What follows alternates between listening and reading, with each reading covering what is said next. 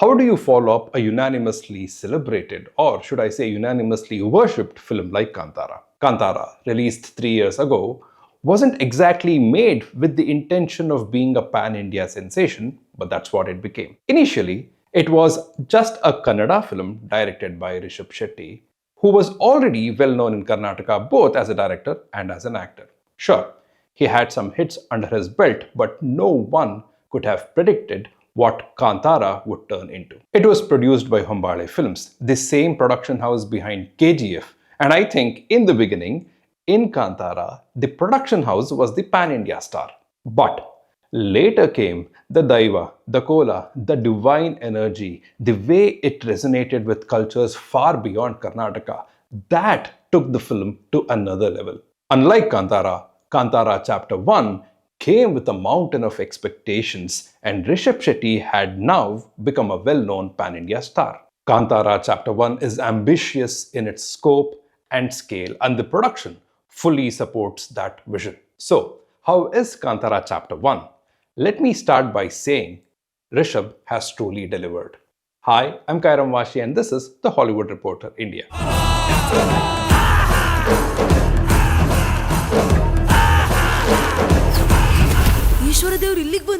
At its core, the Kantara films are all about the human versus nature conflict. And by nature, I don't just mean the land or the forests. It's also about the nature of humans, greed, power.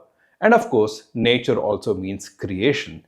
The divinities and the forces that protect it, that's where they all come in. At the beginning of the film, we are told about two kinds of people. One group that bows to the daivas, the divine beings, for blessings and protection. Berme is their leader.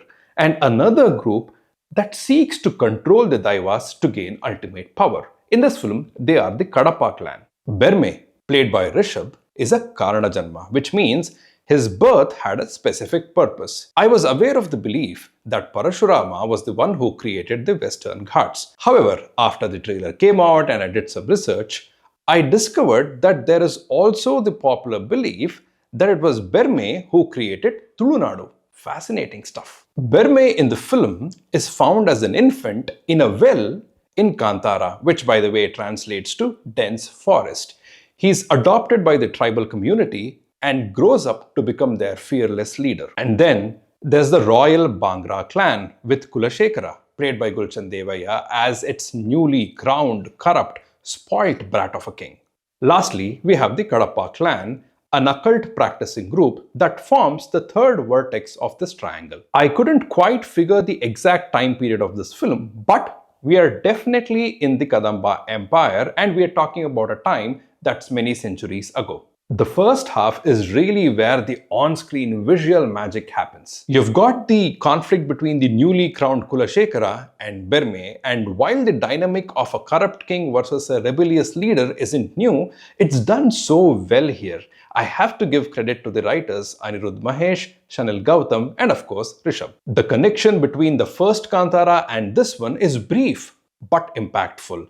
The film opens with a question and closes with another. The backstory of the Bhangra clan, the legend of Kantara, the forest, the trade and the barter economy, the involvement of the forest folk. Everything is stitched together with a mix of grandeur and playful charm. The visuals in the first half are truly captivating. They enhance the narrative without ever overshadowing it. The forest settlement, the royal palace, the market, the port. Sure, this is a pan-Indian film, but I was also feeling internally very happy because we haven't seen this kind of scale in Kannada cinema before. Shout out to the art direction by Dharani Gangeputra, production design by Vinesh Banglan, and costume design by Pragathi Shetty.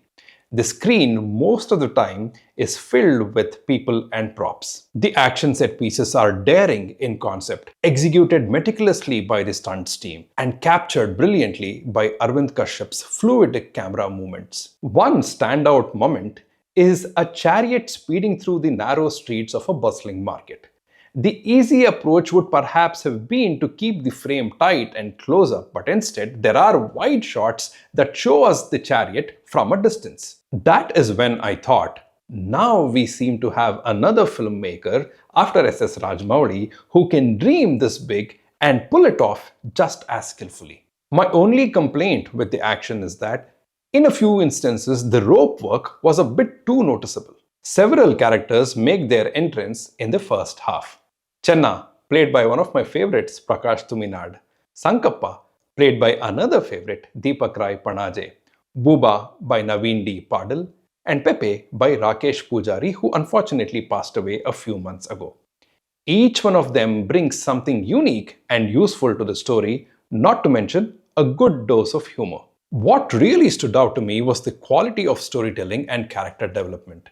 In a time where most of the big budget films focus on hero elevation, it was refreshing to see this kind of focus on the storytelling. There are, of course, heroic moments, but they feel earned because they are grounded in who the character is. The caste and class divisions play an important role in the film, especially in communicating Berme's character to us. There's this incredible line from him about boundaries. The concept of crossing them is a symbol of power for the upper class, while it's seen as greed for the lower class. And speaking of iconic moments, there's something from the first Kantara which all of us loved that makes an appearance in the second act.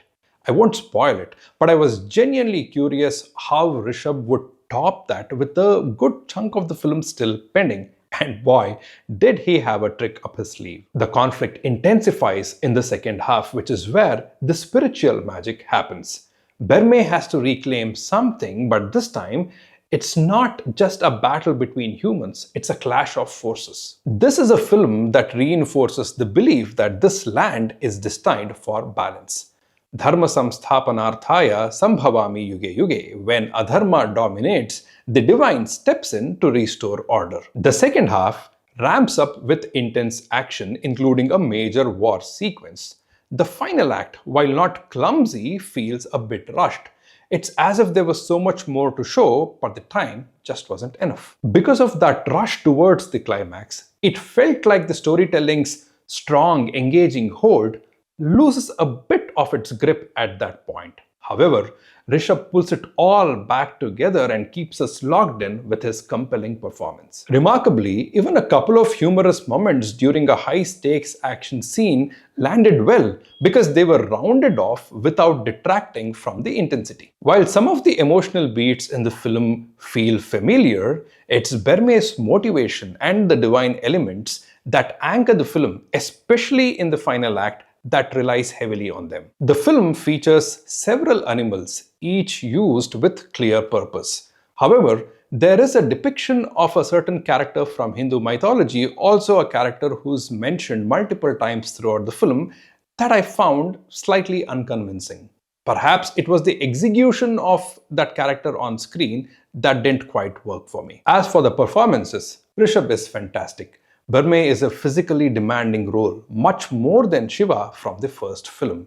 In looks and in physique too, Rishab convinces us that he's Berme. With this film, I guess he has done enough for him now to step into full-on mass hero territory. Gulshan, Devaiah and Rukmini Vasanth are given substantial roles. It was nice and refreshing to see Gulshan in a Kannada film, and Rukmini as Kanakavati, the Bangra princess, brings poise to the role and presence to the screen. That said, I felt both of them were holding back slightly, especially in comparison to Rishab's unrestrained performance. The one aspect I couldn't quite decide on this time was surprisingly Ajanish Loknath's music. While the songs don't have the immediate allure of Varaharupam or Singarasiriye, I feel like I need a rewatch to fully form an opinion on the score. As the film mentions, Kantara was a garden created by Parvati for Shiva to meditate in. Similarly, the Kantara film series is a garden brimming with ideas waiting to bloom, but for now, they remain hidden deep within a well, that is, Rishab's mind. So, the THR India bottom line is, with Kantara Chapter 1, Rishab has used the success of the first film as fuel to deliver another cinematic treat. Go watch the reloading of the divine blockbuster. For more such reviews, subscribe to The Hollywood Reporter India.